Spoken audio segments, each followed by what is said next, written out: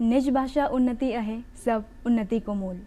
19वीं शताब्दी के सुप्रसिद्ध भारतीय कवि भारतेंदु हरिश्चंद्र की काव्य पंक्ति है जो अपनी भाषा के प्रति प्रेम और उसके महत्व को दर्शाती है। नमस्कार दर्शकों, आप सबका स्वागत है डीडी अरुण प्रभा के इस कार्यक्रम में।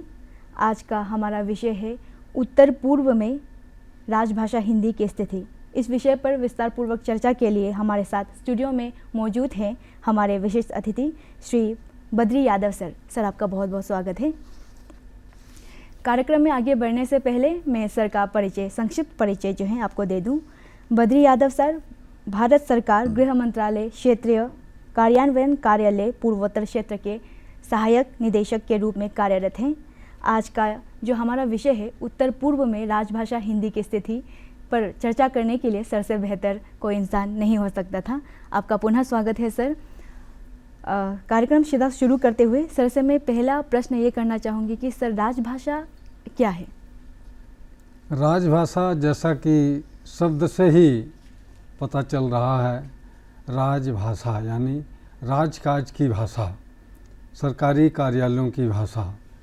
आप जानते हैं हमारा देश जब आज़ाद हुआ, हमारा संविधान बना, संविधान में हिंदी को राजभाषा का दर्जा दिया गया।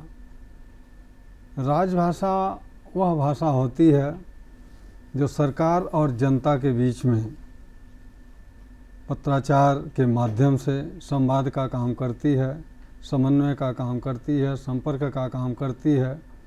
इस तरह से राजभाषा सरकारी कामकाज की भाषा है और मुख्य रूप से हमारे केंद्र सरकार की राजभाषा हिंदी है। सर, राजभाषा को लेकर भारतीय संविधान में किस तरह के प्रावधान किए गए हैं? बहुत ही अच्छा प्रश्न आपने किया। जैसा कि आप जानते हैं हमारा संविधान बना, संविधान 26 जनवरी 1950 को लागू किया गया।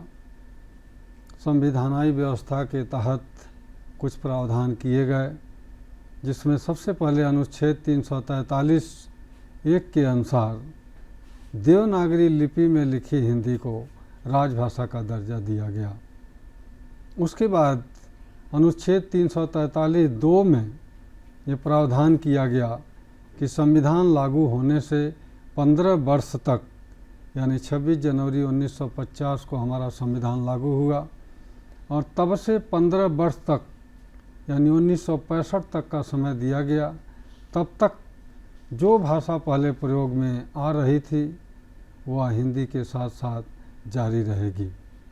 यानी प्रावधान किया गया कि हिंदी के साथ साथ अंग्रेजी भाषा 15 वर्ष तक चलती रहेगी।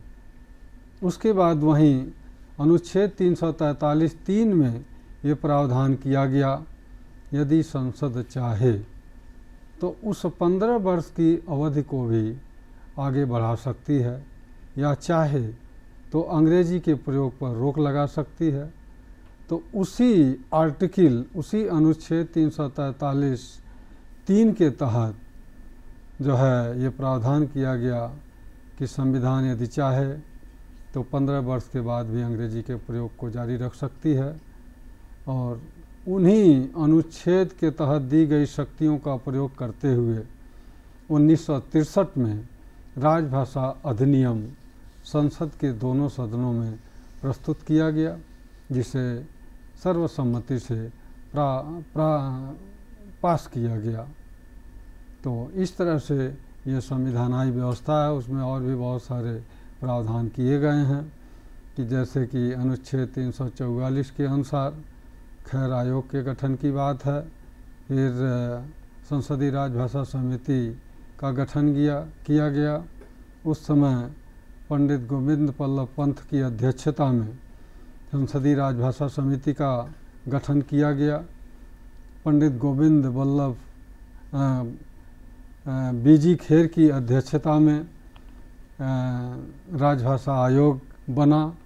तो इन दोनों की राय यह थी कि अभी देश में जो राजभाषाई स्थिति है उतनी मजबूत नहीं है, इसलिए इस अनुच्छेद के तहत दी गई शक्तियों का प्रयोग करते हुए और राजभाषा आयोग की रिपोर्ट और संसदीय राजभाषा समिति की रिपोर्ट के आधार पर राजभाषा अधिनियम 1963 पारित किया गया, जिसमें मुख्य प्रावधान किया गया कि धारा 3(3) के अंतर्गत आने वाले कागजात हैं वे सभी के सभी द्विभाषी रूप में जारी किए जाने अनिवार्य किए गए। सर, राजभाषा अधिनियम 1963 के बाद ये महसूस किया गया कि हिंदी भाषी क्षेत्र में इसके लिए भी कुछ प्रावधान होने चाहिए। फिर सर राजभाषा संकल्प 1968 आया। सर संक्षिप्त में बताइए कि ये क्या है। ये राजभाषा संकल्प 1968 में संसद के दोनों सदनों में प्रस्तुत किया गया और उसे भी सर्वसम्मति से पास किया गया। उसमें यह लिखा गया है कि संघ का यह कर्तव्य होगा कि वह हिंदी भाषा का प्रसार बढ़ाए, उसका विकास करे और एक समन्वित रिपोर्ट, वार्षिक मूल्यांकन रिपोर्ट संसद के दोनों सदनों के पटल पर रखवाए। तब से भारत सरकार गृह मंत्रालय के अंतर्गत गठित राजभाषा विभाग द्वारा प्रत्येक वर्ष वार्षिक कार्यक्रम जारी किया जाता है। उस वार्षिक कार्यक्रम में केंद्रीय सरकारी कार्यालयों, बैंकों, उपक्रमों, निगमों इत्यादि के लिए लक्ष्य निर्धारित किए जाते हैं और वो सारे के सारे लक्ष्य उस वार्षिक कार्यक्रम में निहित रहते हैं।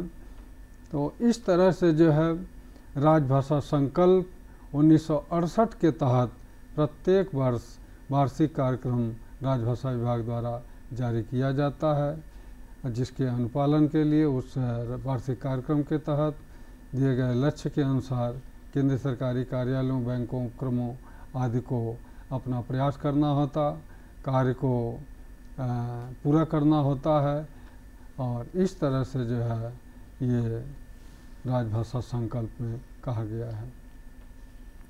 सर राजभाषा का जब जब जिक्र होता है तभी राजभाषा नियम 1976 का भी जिक्र होता है। सर हमारे दर्शकों के लिए बताइए कि ये क्या है सर, इसके अंतर्गत क्या चीज़ें हैं। ये सबसे पहले राजभाषा अधिनियम जब बना तो उसमें बहुत ही कम प्रावधान किए गए, जैसे धारा 3(3) का अनुपालन, संसदीय राजभाषा समिति का गठन, उच्च और उच्चतम न्यायालयों में हिंदी के प्रयोग की स्थिति क्या होगी, उच्च और उच्चतम न्यायालयों में अंग्रेजी के प्रयोग की अनिवार्यता की गई। बहुत सारे तकनीकी शब्द होते हैं तो इसके प्रयोग पर ध्यान देना होता है। तो इस तरह से ये जो न्यायालयों की भाषा है उसमें मुख्य रूप से अंग्रेजी के प्रयोग को छूट दी गई। अगर हम हिंदी का प्रयोग करेंगे तो कुछ शब्दों में हमें कन्फ्यूजन होंगे, कुछ कठिनाइयों का सामना करना पड़ेगा, समझने में दिक्कतों का सामना करना पड़ेगा। इसलिए एक रूपता लाने के लिए अंग्रेजी के प्रयोग को अनिवार्य किया गया है और इस तरह से जो है हम प्रयास कर रहे हैं। राजभाषा हिंदी को अपनाने का मुख्य उद्देश्य क्या है। राजभाषा हिंदी के प्रयोग को बढ़ाने का मुख्य उद्देश्य है एक देश, एक भाषा, एक राजभाषा। विश्व में ऐसे बहुत सारे देश हैं जिनकी अपनी एक राजभाषा है, जो अपनी राजभाषा पर गर्व करते हैं, राजभाषा में काम करते हैं, राजभाषा में सब कुछ संपन्न करते हैं। किंतु हमारे देश की ये विडंबना है, हमारे देश की जो संस्कृतियां हैं भिन्न भिन्न हैं, भाषाएं भिन्न भिन्न हैं, बोलियां भिन्न भिन्न हैं, भिन्न भिन्न तरह के पहनावे हैं, भिन्न भिन्न तरह के खान पान हैं। इस तरह से जो हमारे देश में विभिन्नता में एकता लाने के लिए यह ज़रूरी है कि सभी भाषाओं में एक भाषा जो संपर्क भाषा का काम करे, लोगों को जोड़ने का काम करे और इस तरह से वह भाषा हिंदी ही है। अगर पूरे देश में एक भाषा में काम होगा तो चाहे वो अरुणाचल प्रदेश हो, चाहे नागालैंड हो, मिजोरम हो, दक्षिण भारत के राज्य हों, तमिलनाडु हो, केरला हो या मध्य भारत के लोग हैं, सभी लोग एक भाषा में संवाद करेंगे, एक भाषा में काम करेंगे। जब सभी लोग एक साथ खड़े होंगे तो एक सशक्त टीम का निर्माण होगा और इस तरह से हमारा देश सही मायने में वो एक विकसित देश होगा और हम हर क्षेत्र में अग्रणी भूमिका निभाएंगे। तो इसका मुख्य उद्देश्य यही है कि पूरा देश जिस तरह से आज एक भाषा में संवाद कर रहा है, एक भाषा में काम भी करे। जैसे विश्व के अनेक देश हैं जो अपनी भाषा के माध्यम से काफ़ी विकास के मार्ग पर अग्रसर हैं, काफ़ी आगे बढ़ चुके हैं। उसी तरह हमारे देश का भी ये एक सपना है कि पूरे देश में, चाहे वो तमिलनाडु का राज्य हो, चाहे केरला का राज्य हो, कर्नाटक का हो, महाराष्ट्र हो, पंजाब हो या पूर्वोत्तर क्षेत्र के राज्य हों, पूरे देश में एक भाषा में काम हो। सन 1988 को विज्ञान भवन नई दिल्ली में आयोजित अखिल भारतीय राजभाषा सम्मेलन में ही मुख्य अतिथि के पद से पूर्व प्रधानमंत्री स्वर्गीय राजीव गांधी जी ने कहा था, हम हिंदी को राजभाषा के रूप में ही सीमित नहीं रखना चाहते, हिंदी को राष्ट्रभाषा और विश्व भाषा के रूप में विकसित होना है। सर, राजभाषा और राष्ट्रभाषा में क्या अंतर होता है? देखिए, राजभाषा मैंने पहले ही बता चुका है, राजकाज की भाषा, यानी ये सिर्फ सरकारी दफ्तरों तक सीमित है। जितने हमारे देश के केंद्रीय सरकारी कार्यालय हैं, बैंक हैं, उपक्रम हैं, स्वायत्त निकाय हैं, इनमें जो आंतरिक कामकाज है वो हमारी हिंदी में हो। और इसके अलावा राष्ट्रभाषा वह होती है जो पूरे राष्ट्र को एकता के सूत्र में बांधती है, भौगोलिक दृष्टि से पूरे देश को एक में बांधती है, जिसमें आपको साहित्य भी मिलेंगे, उपन्यास भी मिलेंगे, एकांकी मिलेंगे, नाटक मिलेंगे, तमाम विधाएं मिलेंगी। किंतु राजभाषा में साहित्य के लिए उतनी जगह नहीं है। राजभाषा से मतलब है सिर्फ सरकारी कामकाज, वो सरल भाषा में हो, सहज भाषा में हो, जिसको आम कर्मचारी अधिकारी आसानी से समझ सके और हिंदी को हम क्रियान्वित कर सकें। तो राजभाषा राष्ट्रभाषा में मूल रूप से यही अंतर है। राष्ट्रभाषा में आपका साहित्य आएगा, उपन्यास आएगा, नाटक आएगा, कहानियाँ आएंगे, रिपोर्टाज आएंगे, इस तरह से तमाम विधाएँ आएंगी। किंतु राजभाषा में हम सरल भाषा का प्रयोग करते हैं जो सरकारी कामकाज में प्रयोग में लाई जाती है। ये अंतर है। बहुत धन्यवाद सर, आपने बहुतों का जो है उलझन जो है दूर कर दिया है। बहुतों को राजभाषा और राष्ट्रभाषा में क्या अंतर होता है वो पता नहीं होता है, तो आपने ये दूर किया, इसके लिए धन्यवाद सर। अगला प्रश्न सर मैं ये करना चाहती हूँ कि जो हम आज हम जिस इस विषय के लिए हम जो एकत्रित हुए हैं सर, उत्तर पूर्व में राजभाषा हिंदी की क्या स्थिति है? उत्तर पूर्व में अगर हम राजभाषा की स्थिति की बात करें तो मुझे लगता आज हम शिखर को छू रहे हैं। उत्तर पूर्व में मुझे लगता है जिस धरती पर हम आज ये कार्यक्रम कर रहे हैं, अरुणाचल प्रदेश, पूरे देश के हिंदीतर भाषी राज्यों में ये सर्वोपर राज्य आएगा। यहाँ पर मैट्रिकुलेशन तक या इससे ऊपर भी हिंदी की पढ़ाई होती है। यहाँ की जो आम जनता है हिंदी में संवाद करती है, हिंदी में बातचीत करती है। यहाँ पठन पाठन के रूप में हिंदी को प्रमुखता दी जाती है। और अरुणाचल प्रदेश अगर आप दक्षिण भारत से तुलना करें तो अतुलनीय होगा। पूर्वोत्तर के भी अनेक ऐसे राज्य हैं जैसे नागालैंड है, मिजोरम है, मेघालय हैं, तो उनसे बहुत आगे निकल चुका है। और पूर्वोत्तर भारत का जो भविष्य है वह हिंदीमय है। हिंदीमय का मतलब पूरे देश को एकता के सूत्र में बांधने पिरोने वाला। तो इस तरह से पूर्वोत्तर भारत में जो हिंदी का भविष्य है, हिंदी की स्थिति है, वो बहुत ही उज्ज्वलमय है।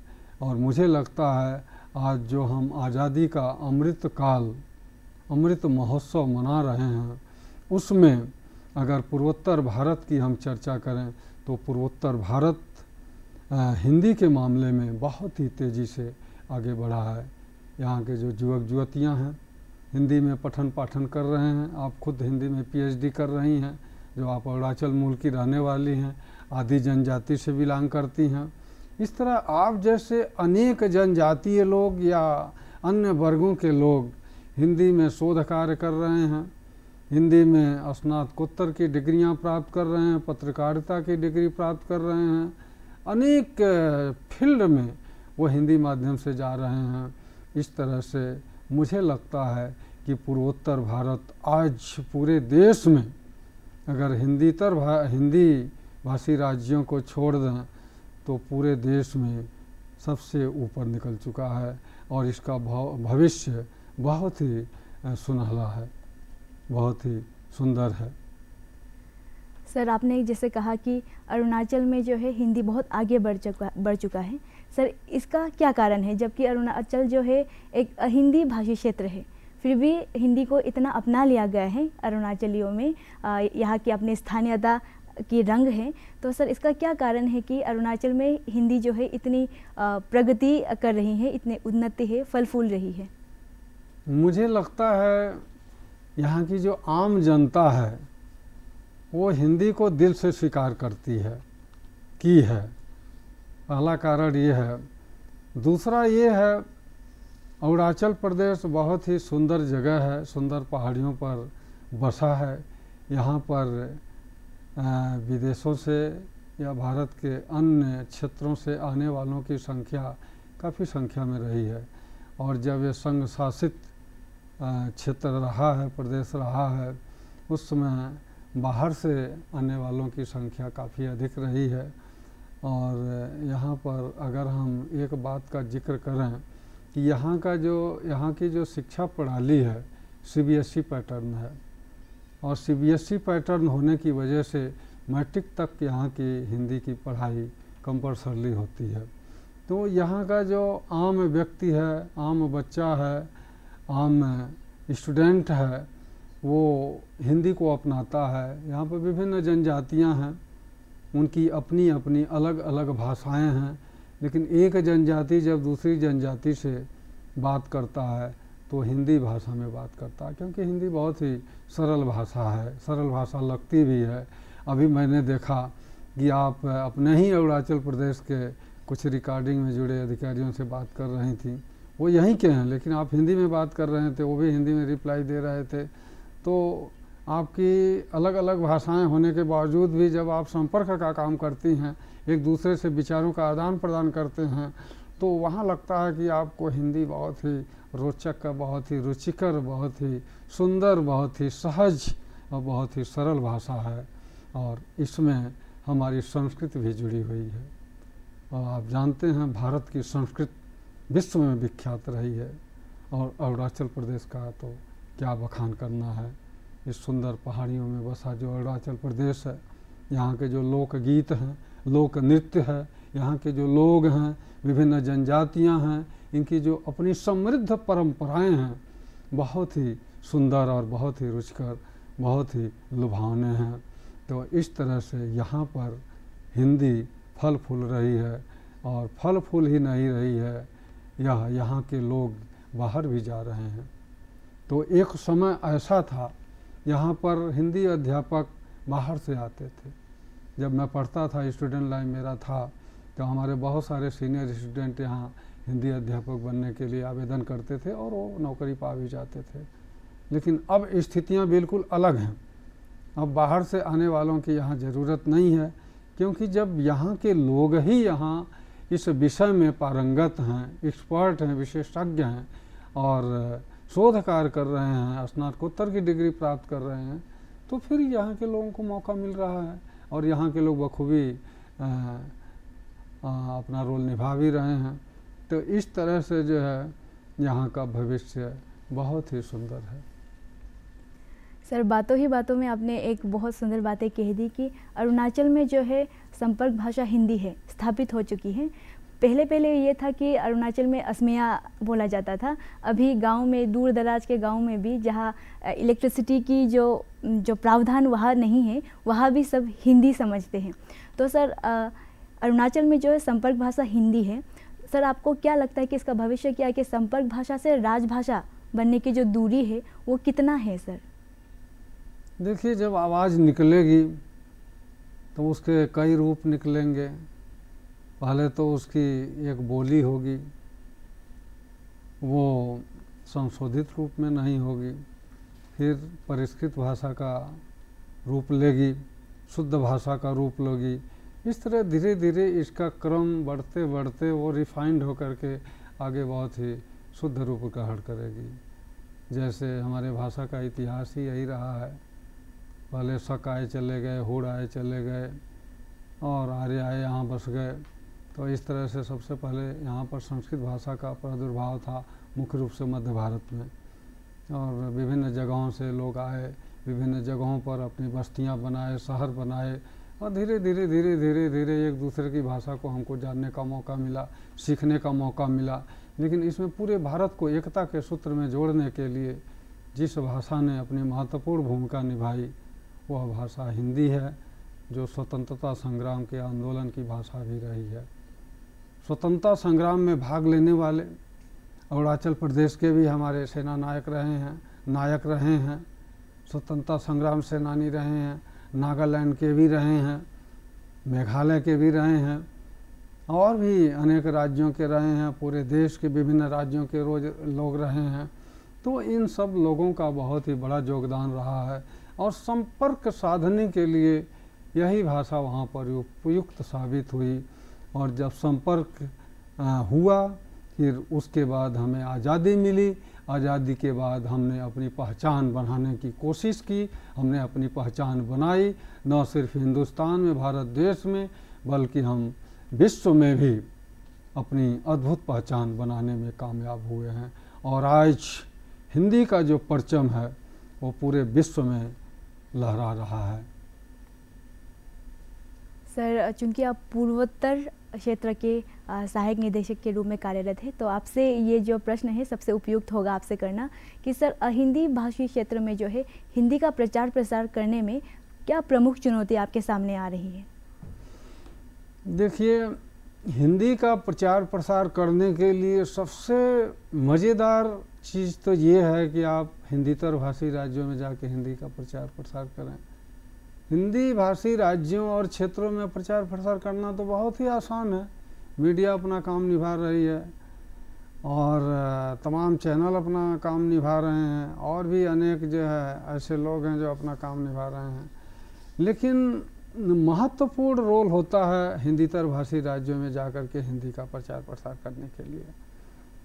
तो सबसे बड़ी चुनौती जो आती है वो भाषाई सौहार्द की। सबसे पहले हमें, जहाँ पर हम अपनी भाषा का प्रचार प्रसार करने जा रहे हैं, हिंदी भाषा का प्रचार प्रसार कर रहे हैं, वहाँ उसकी संस्कृति के साथ हमको सामंजस्य स्थापित करना पड़ता है। अगर हम उनकी संस्कृति के साथ सामंजस्य स्थापित कर दिए तो भाषा का प्रचार प्रसार बहुत ही आसानी से होगा। हमें उनकी भाषा को सीखनी चाहिए। और बहुत सारे हमारे जैसे लोग जब यहाँ पर आए, जब मैं सबसे पहले नागालैंड में गया तो लोग बोलते थे नागालैंड बहुत ही इस तरह का राज्य है, मेघालय इस तरह का है, मणिपुर इस तरह का है। तो इस तरह से दुष्प्रचार और इस तरह की गलत भ्रांतियाँ लोगों के दिलों में डाल दिए जाते थे या डाले जाते हैं। तो इससे हमको बचना होता है। सबसे बड़ी कठिनाई यही होती है कि हमें अपने आप को उन लोगों के बीच में एस्टेब्लिश करने के लिए कुछ प्रयास करना पड़ता है, और उस प्रयास में सबसे पहला प्रयास उनकी संस्कृति को अपनाना होगा, उनकी संस्कृति के साथ सामंजस्य स्थापित करना होगा, उनकी भाषा को सीखनी होगी, उनकी भाषा के साथ सामंजस्य स्थापित करना होगा। जब हम किसी को कुछ देंगे तभी तो पाएंगे, केवल लेने से भी काम नहीं होता है। लेन देन जब बराबर होगा तब जाकर के बिजनेस बढ़ता है, और अगर बिजनेस बढ़ेगा नहीं तो हम बेकार हो जाएंगे।